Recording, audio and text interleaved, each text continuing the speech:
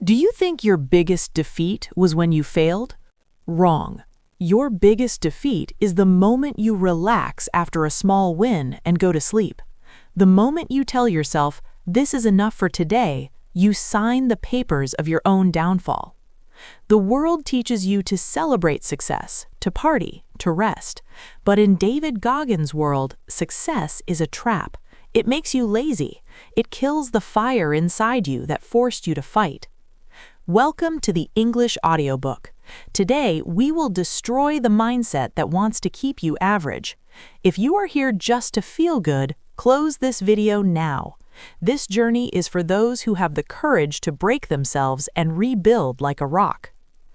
David Goggins is a name that has become another word for pain, but his greatest victory is not in his muscles. It is in the corners of his mind, where most of us give up.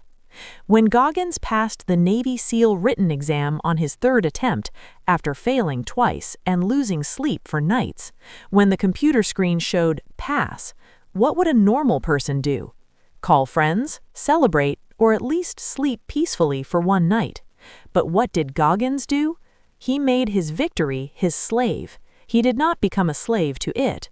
He went straight to the swimming pool, not to celebrate, but to remind himself that he is still a warrior, not a celebrity.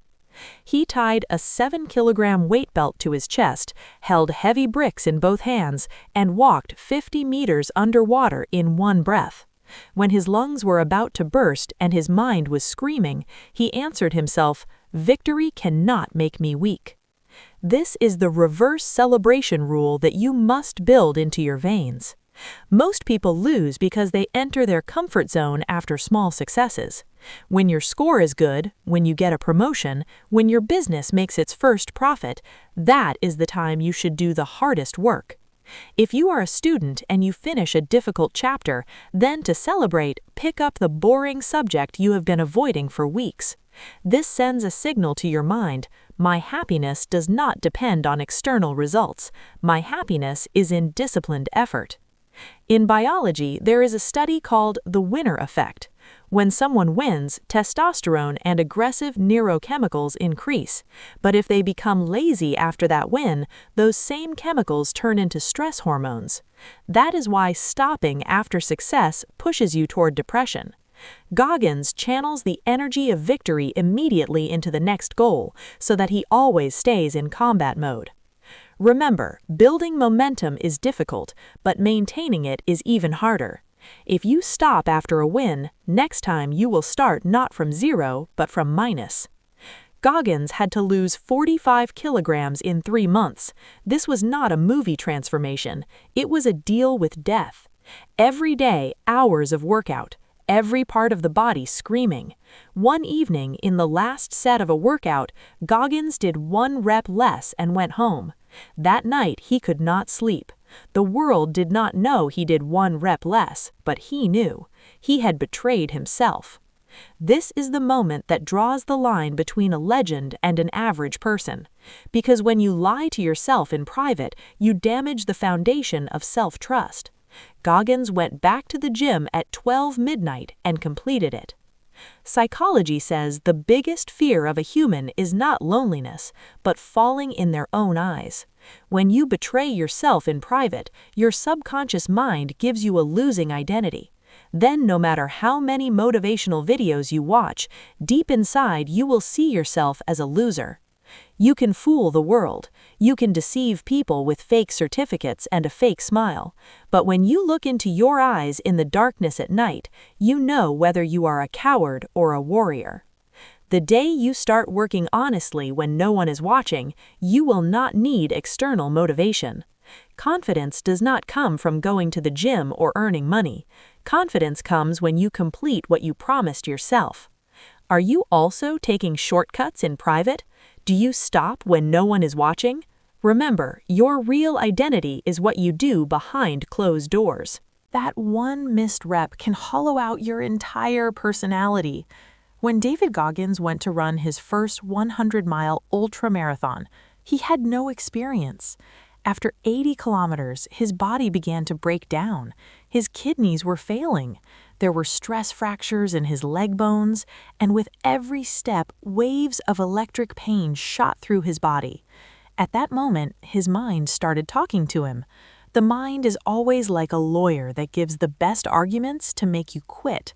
You will die. Why are you doing this? You have already proved enough. Goggins used a deep psychological weapon called the cookie jar. When pain surrounds you, pull out memories of the times when you made the impossible possible.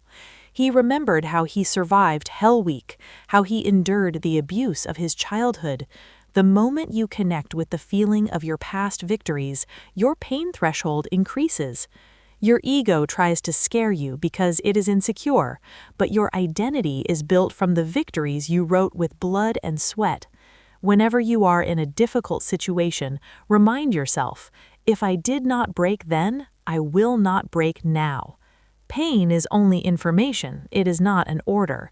Your body lies to you that it is tired.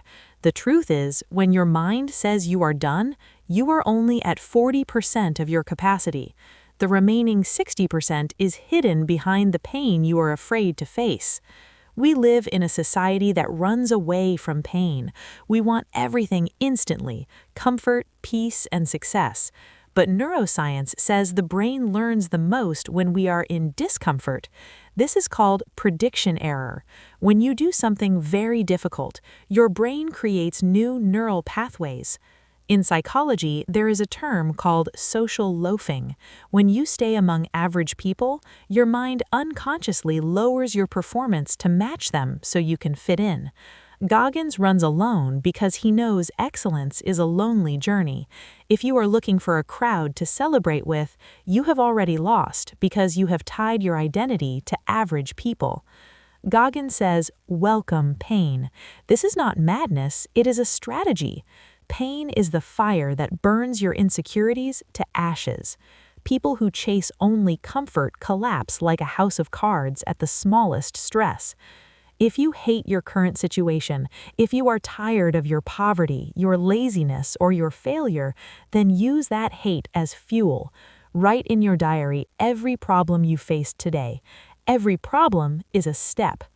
Nietzsche said, "What does not kill me makes me stronger," but I say, "What does not break you leaves you hollow inside." You must break so that you can be reborn as a better person.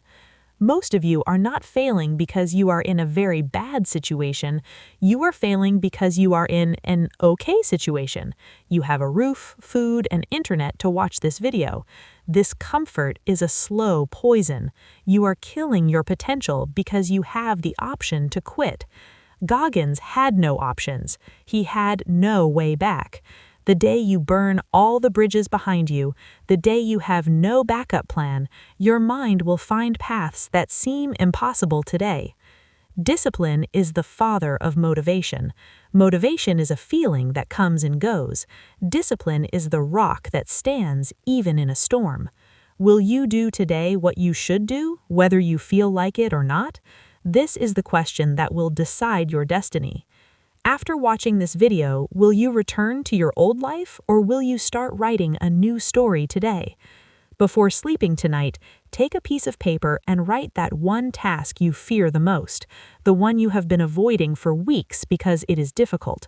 Tomorrow morning, as soon as you wake up, without touching your phone, without drinking coffee, attack that task first. No music, no noise, just you and your challenge. When you complete that task, you will get the momentum that no book in the world can give you. Remember, the real taste of victory is not in celebration, but in the exhaustion that comes after completing a difficult goal. Now it is time to face the truth. Thousands of people will watch this video, but only 1% will have the courage to accept this truth. The rest will make the same excuses again tomorrow. If you are part of that 1% who truly want to change themselves, I need proof. I want to see who has really awakened and who is still asleep, searching for motivation. Write your city name and the one hardest habit you are going to change, starting today, in the comments. Those who cannot comment understand that you are still slaves to your ego and fear.